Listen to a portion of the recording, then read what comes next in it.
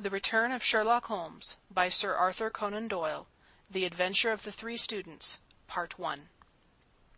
It was in the year 95 that a combination of events, into which I need not enter, caused Mr. Sherlock Holmes and myself to spend some weeks in one of our great university towns. And it was during this time that the small but instructive adventure which I am about to relate befell us. It will be obvious that any details which would help the reader exactly to identify the college or the criminal would be injudicious and offensive. So painful a scandal may well be allowed to die out. With due discretion, the incident itself may, however, be described, since it serves to illustrate some of those qualities for which my friend was remarkable. I will endeavor in my statement to avoid such terms as would serve to limit the events to any particular place, or give a clue as to the people concerned. We were residing at the time in furnished lodgings close to a library where Sherlock Holmes was pursuing some laborious researches in the early English charters, researches which led to results so striking that they may be the subject of one of my future narratives. Here it was that one evening we received a visit from an acquaintance, Mr. Hilton Soames, tutor and lecturer at the College of St. Luke's.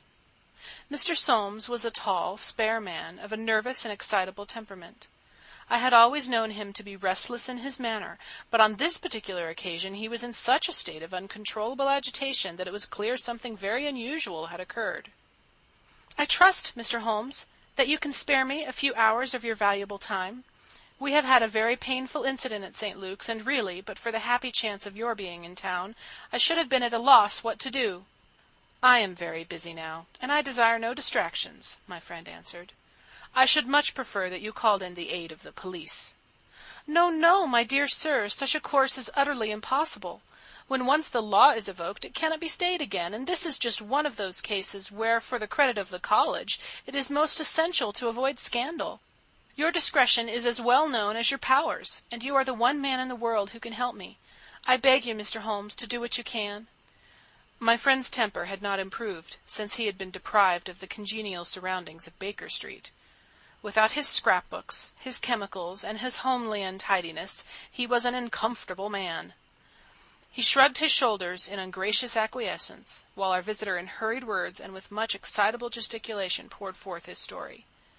"I must explain to you, Mr. Holmes, that tomorrow is the first day of the examination for the Fortescue Scholarship. I am one of the examiners.